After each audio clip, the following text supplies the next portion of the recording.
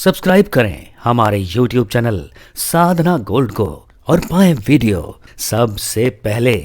और हाँ, bell icon दबाना ना भूलें। अच्छा, धन की दो ही गति है महाराज,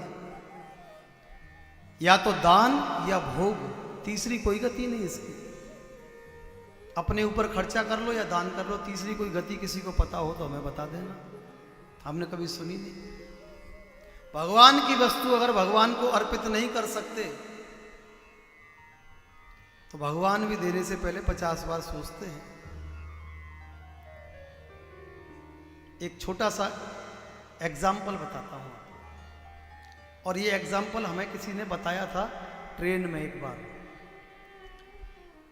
दो भाई हैं घर में, दोनों अपने अपने प्रारब्ध से धन अर्जित करने के लिए अपने अपने उद्यम करते हैं।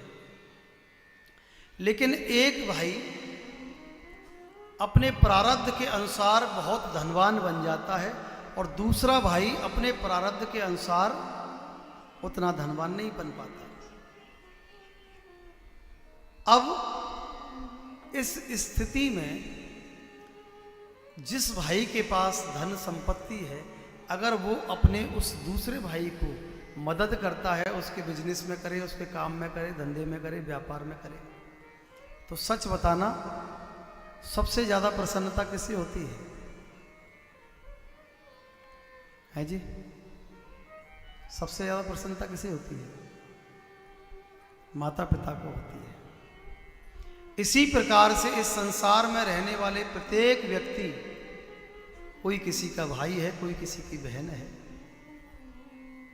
बनाए हुए सब परमपिता परमात्मा के ही खिलौने हैं।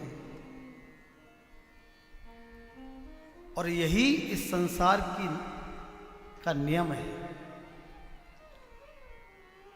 अच्छा, दूसरी, मान के चलिए कि आपका पुत्र है, आपका पुत्र है, बचपन में इसने आपसे मांगे 10 रुपये चाहिए, आपने 10 रुपये दे दिए।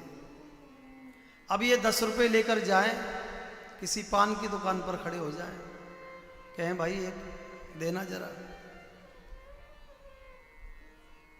और ये वहाँ खड़े होकर धुआं उड़ाएं, और उसी समय आपका वहाँ से निकलना हो, अगले दिन क्या वो पुत्र मांगेगा आपसे 10 रुपये, आप दोगे? क्यों जी, बोलो ना, दोगे क्या? अच्छा, ऐसी कथा को पुनः सुनिए। किसी बच्चे ने पिता से 10 रुपये मांगे, पिता ने 10 रुपये दे दिए।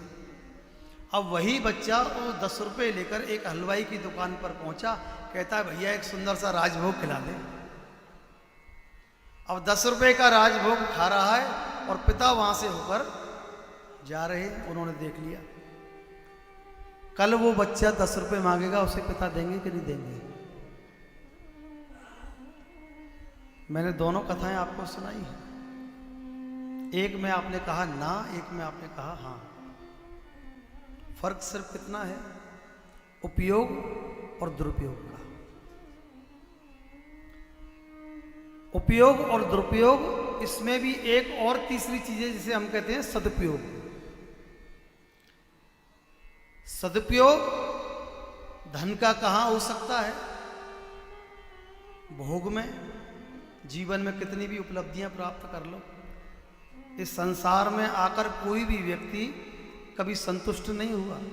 आज किसी के हाथ में 1 लाख रुपए का मोबाइल हो, 1-2 महीने के बाद नई सीरीज आने दो, महाराज कहेगा भाई कैसे भी चेंज करवाओ इसको, नया मोबाइल आना चाहिए। यही होता है।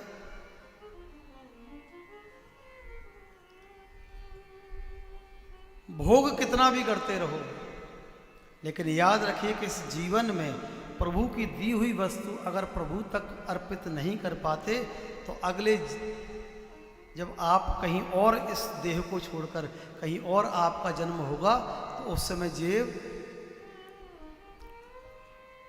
लिखा आता है ना, नो बैलेंस, नो बैलेंस। किसी ने कहीं बावड़ी बनवा दी, किसी ने कहीं कुआं बनवा दिया, कहीं धर्मशाला बनवा दी, कहीं किसी को रोजगार दिला दिया, किसी गरीब कन्या का विवाह कर दिया, किसी गरीब बच्चे की पूरे वर्ष की फीस जमा कर दी। ये बैंक बैलेंस जुड़ते जुड़ते जुड़ते जुड़ते जुड़ते जुड़ते जुड़ते जुड़ते जब इकट्ठा हो जाता है और जब इस जीवन का अंतिम पड़ाव आता है तो उसका अगला जन्म उसके किए हुए कर्मों के अनुसार निर्धारित हो जाता है।